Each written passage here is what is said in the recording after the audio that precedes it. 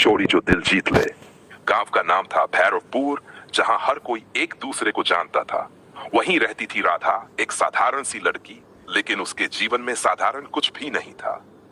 उसके माँ बाप बचपन में ही एक दुर्घटना में चल बसे थे और वह अपने छोटे भाई मन्नू के साथ अपने नाना नानी के पास पली बड़ी थी। गरीबी उनकी चौक से कभी नहीं हटी, लेकिन राधा की मेहनत और ईमानदारी हमेशा साथ रही। राधा दिन भर खेतों में काम करती और रात को गांव की लड़कियों को पढ़ाती। पर जिंदगी इतनी आसान नहीं थी। मन्नू की तबीयत अक्सर खराब रहने लगी थी और डॉक्टर ने बताया कि उसे हार्ट की गंभीर बीमारी है। इलाज के लिए 5 लाख रुपए चाहिए थे, जो राधा के लिए आसमान से तारे तोड़ने जैसा था।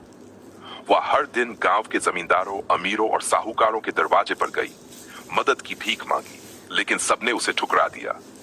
यहां तक कि जिस स्कूल में वह बच्चों को पढ़ाती थी, वहां के प्रधानाचार्य ने भी कहा, हम तुम्हारी मेहनत की कद्र करते हैं राधा, लेकिन इतना पैसा नहीं दे सकते। एक रात मन्नू की हालत बेहद बिगड़ गई। उसे देखकर राधा की आंखों से आंसू थमने का नाम नहीं ले रहे थे। तब पहली बार उसके मन में एक ख्याल आया, क्या मैं चोरी कर सकती हूं? राधा ने कभी किसी का 1 रुपया भी नहीं लिया था, लेकिन भाई के लिए वह हर हद पार करने को तैयार थी। चोरी की पहली रात राधा को पता था कि गांव के साहूकार लाला नंदराम के घर में भारी मात्रा में नकदी और गहने हैं। लाला अपने धन के घमंड में अंधा था और गरीबों को कीड़ा समझता था। रात के अंधेरे में राधा ने चेहरे पर नकाब पहना और चुपके से लाला के घर में घुसी। उसकी सांसें तेज थीं, हाथ कांप रहे थे, लेकिन मन में बस मन्नू की मुस्कान थी। राधा को चोरी करते हुए लाला की बहू की सिसकियां सुनाई दी। वह किसी कमरे में बंद थी और कह रही थी, भगवान मुझे यहां से बचा लो, ये लोग मेरे गहनों के लिए मुझे प्रताड़ित करते हैं। राधा वहीं रुक गई। उसे अपने मन्नू का चेहरा याद आया और एक बार फिर दिल में झिझक आई। लेकिन फिर उसने खुद से कहा, अगर मैं ये गहने ले भी जाऊं तो क्या ये किसी सही जगह नहीं जाएंगे? उसने अलमारी से कुछ गहने उठाए और जाते जाते वो कमरे का ताला भी खोल दिया जहां बहू बंद थी। कौन हो? ने पूछा। एक चोर, राधा ने कहा, लेकिन अच्छी हूं, भागो यहां से, अपनी जिंदगी बचाओ। और वो चुपचाप चली गई। गांव में हलचल सुबह होते ही गांव में खलबली मच गई। लाला का घर लूट गया था और उसकी बहू भी कहीं गायब थी। पुलिस आई, जांच हुई, लेकिन कोई सुराग नहीं मिला। लोगों ने बातें बनाई, लेकिन किसी को यह नहीं पता चला कि इस चोरी के पीछे कौन था।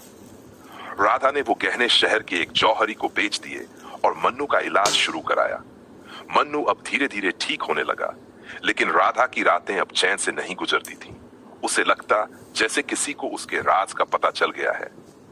दूसरी चोरी कुछ हफ्तों बाद राधा को पता चला कि गांव के एक अनाथाश्रम में बच्चों को खाना नहीं मिल रहा क्योंकि फंड घपले में चला गया है।